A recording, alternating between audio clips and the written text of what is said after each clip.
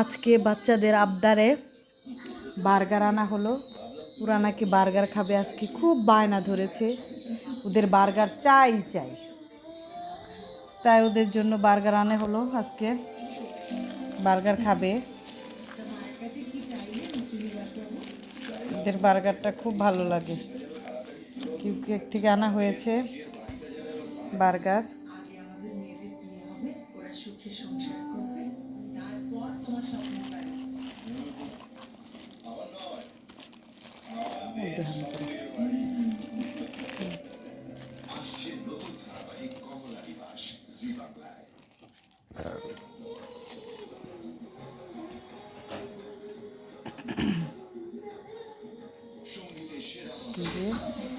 বার্গারের ভিতরে শসা সালাড কিছুই নাই, শসা।